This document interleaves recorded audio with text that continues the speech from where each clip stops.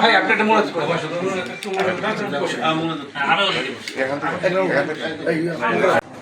আল্লাহ তাআলার অশেষ মেহেরবান শুকরিয়া, আমি কৃতজ্ঞ আল্লাহর কাছে যে একটি চেয়ার উনি দিয়েছেন। আমি কৃতজ্ঞ মাননীয় প্রধানমন্ত্রী, 18 কোটি মানুষের প্রাণ স্পন্দন জনাব তারেক রহমানের কাছে।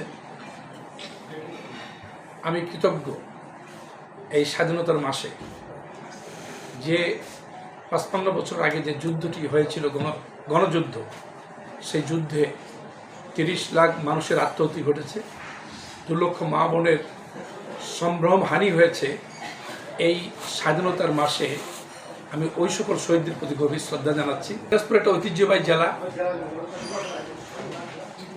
এর দৈর্ঘ্য প্রায়, এখান থেকে ঘোড়াঘাট যদি 100 কিলোমিটার ধরি, তাহলে এখান থেকে বোচাগঞ্জ বা বীরগঞ্জ আরও 30-40 কিলোমিটার, মানে এত সম্ভবত সেকেন্ড লার্জেস্ট জেলা, অনেক ঐতিহ্যবাহী জেলা।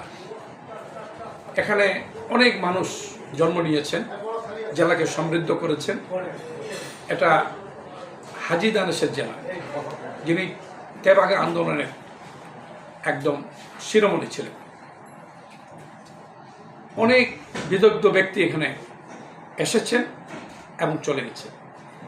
এই জেলার একটি অংশ ঘোড়াঘাট একসময় বাংলাদেশের, মানে এই ভূখণ্ডের রাজধানী ছিল।